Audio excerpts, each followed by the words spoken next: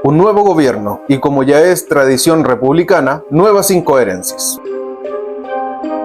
El señor José Antonio Kast, en todas sus campañas, convirtió la palabra austeridad en su mantra. La repetía como la devoción de un monje, austeridad como promesa y como estandarte moral. Pero, apenas se sentó en la silla presidencial, parece haber contraído esa curiosa enfermedad que afecta a toda la clase política, amnesia selectiva, esa que les borra la memoria justo cuando llegan al poder. ¿O será otra cosa? Quizás no es olvido. Siendo más rigurosos, ¿será que para llegar arriba tuvo que endeudarse en favores políticos? En ese caso, estaríamos frente al típico caso de cobro sistemático de favores políticos. Deuda política, de esas que no se pagan con dinero propio, porque esos favores, como siempre, no los pagan los políticos, los pagan con los bolsillos de todos nosotros. Apenas comenzando, ni alcanzó a calentar el asiento y ya tenemos el primer desatín: sueldos extravagantes para sus asesores. Entonces, explíquenos algo, señor Kast. ¿Esa es la austeridad que tanto pregonaba? Porque si eso es austeridad, ¿cómo se llama lo que recibe el chileno promedio? No es pobreza, no es precariedad, es miseria con todas sus letras. Una realidad que, por cierto, parece completamente ajena a esa fauna parlamentaria. Esa manada de coyotes con credencial institucional y dieta premium que viven cómodos adobándose con nuestro sudor, con nuestro trabajo y con nuestro dinero. Porque no, señor Kast, no basta con un poco de parafernalia burocrática para aparentar que están cumpliendo. No somos sus mascotas, y esto no es un circo para aplaudir migajas. Entendemos que apenas llevan menos de un mes, pero todavía no se han pronunciado sobre cuestiones básicas: reducción de ministerios, rebaja de sueldos políticos, eliminación de beneficios y el fin de pensiones a expresidentes. Muchas promesas de austeridad, pero los resultados son inexistentes. Y algo más: la Araucanía. En las campañas era el tema estrella. Se llenaban la boca hablando de terrorismo, de orden y de acción. Se excitaban y casi se peleaban por hablar del tema. Y ahora, silencio. Un silencio que no es prudencia, es omisión. Y la omisión en política también es una forma de traición. Así que la pregunta final es simple y directa. ¿Esto era convicción o era marketing? ¿Esto era un cambio o era solo llegar? Porque si la austeridad significa que los políticos viven mejor y los demás siguen igual o peor, entonces no cambiaron el sistema, solo cambiaron los actores. Y ese libreto, señor Kast, ya lo conocemos de memoria. Espero que en los próximos días no solo hablen, sino que actúen. No basta con un poco de maquillaje administrativo, porque la paciencia se acabó y la billetera también, porque estamos hartos de financiarle la vida a esta manada de parásitos. Chile es un estado en quiebra. Esa fue la sincera afirmación que compartió la ministra Mara Cedini, vocera de gobierno. Y acto seguido, el señor Jorge Quirós, ministro de Hacienda, se desentendió de tal afirmación e hicieron retractarse a la ministra Cedini. Hagamos síntesis. Luego de asumir el cargo, el señor Quirós, ministro de Hacienda, nos puso al tanto de la paupérrima situación de la caja fiscal. Sus palabras fueron claras: un fisco sin caja. Y cuando comenzaron los ataques, en su defensa afirmó: mi rol no es ser simpático. Con esto en mente, hay algo que no cuadra. Si el rol del señor Quirós no es ser simpático, entonces ¿por qué se acobardó y no respaldó la publicación de la ministra Cedini? La respuesta es simple: no es lo mismo simpatía que valentía. Y usted, señor Quirós, actuó como un cobarde cuando llegó el momento de mirarnos a la cara y decirnos la absoluta verdad sobre la situación del país, que recibieron un país quebrado, arruinado y socavado. Tal cobardía no es menor, porque en política cobardía es corrupción. Y en ese caso se repiten las mismas aberraciones que han cometido los gobiernos anteriores. Abusan del lenguaje para suavizar el impacto, mienten, ocultan, minimizan y así nos trajeron a este desastre. ¿Qué creen que somos?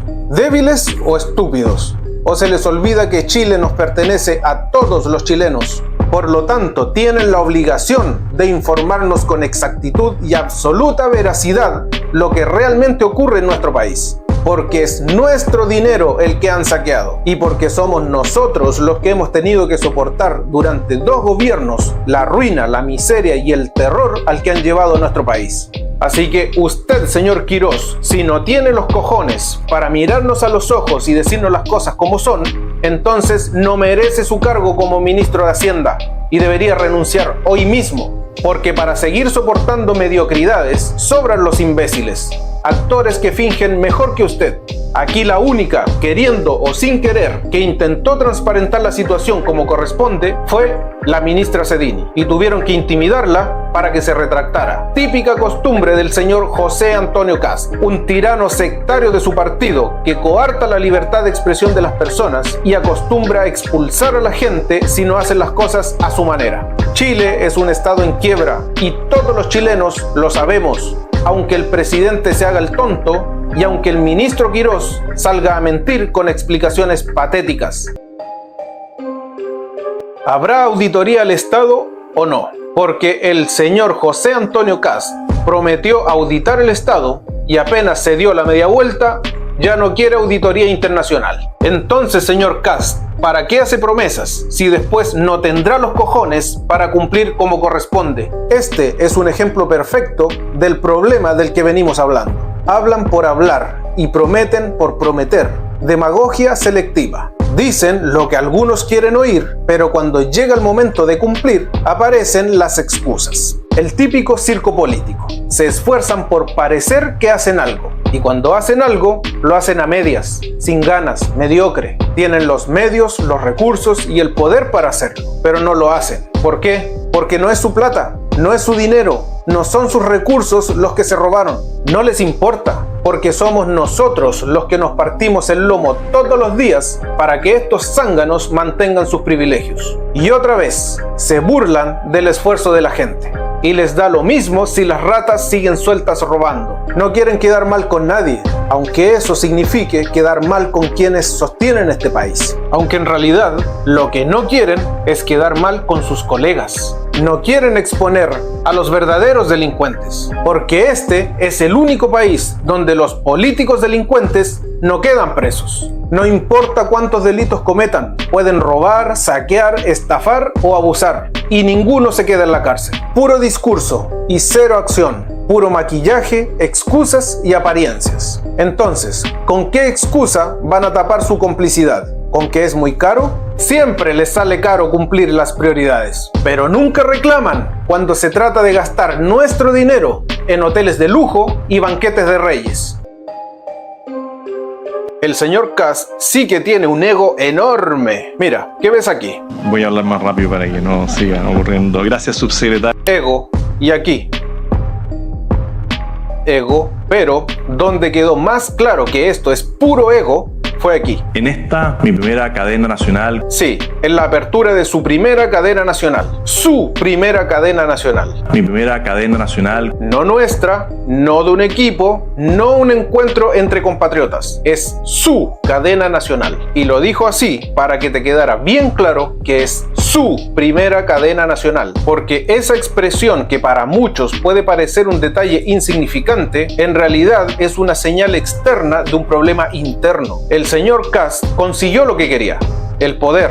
Hoy es el máximo representante de la nación, el comandante en jefe de todos los chilenos. Y aún así, necesita refregártelo. Cuando vimos su falta de empatía mientras gendarmes se desmayaban durante su discurso, quedó en evidencia algo simple. El señor Kast es más de lo mismo, un político más igual que todos. En campaña repetía que era distinto, que venía a hacer las cosas diferente. Pero cuando llegó el momento de demostrarlo, no lo hizo. Solo le importó que lo siguieran escuchando. Diferente habría sido detenerse, preocuparse de verdad, acercarse y demostrar interés genuino hacia los afectados. Pero no fue lo que ocurrió. Después viene otra escena. Invitó a sus ex compañeros a cenar al Palacio Presidencial. No como gesto de unidad, sino algo típico del señor Kast, como exhibición, como recordatorio de jerarquía, porque no le basta con llegar al poder. Debe ostentarlo, debe exhibirlo, debe dejar clara su extravagante superioridad, con selfies incluidas, para que nadie lo olvide, para que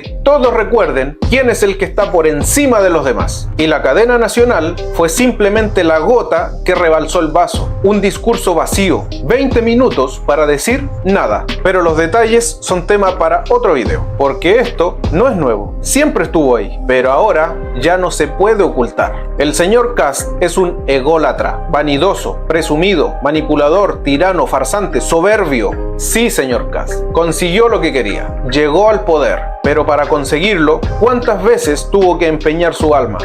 ¿Y con cuántos demonios tuvo que pactar? El fracaso del señor José Antonio Kast es inevitable. En el video anterior ya expusimos su verdadera motivación, sus ansias de poder. Y ahora podríamos analizar brevemente su primera cadena nacional, si es que hubiera algo remotamente valioso que rescatar. Pero, ¿qué se puede rescatar de un discurso de 20 minutos de puro balbuceo, carente de toda solución real? Como dijo el señor Mochati. A mí me parece que las comunicaciones del gobierno están en el suelo. No son capaces de comunicar. O más bien, el señor Kast no es capaz de enfocarse en aquellas cuestiones de las que tanto alardeaba. Al cumplir 30 días de gobierno, el señor Kast salió a decir lo siguiente. Uno no cambia un estado completo en un mes. Nos dicen, miren, llevan un mes, todavía no hacen esto.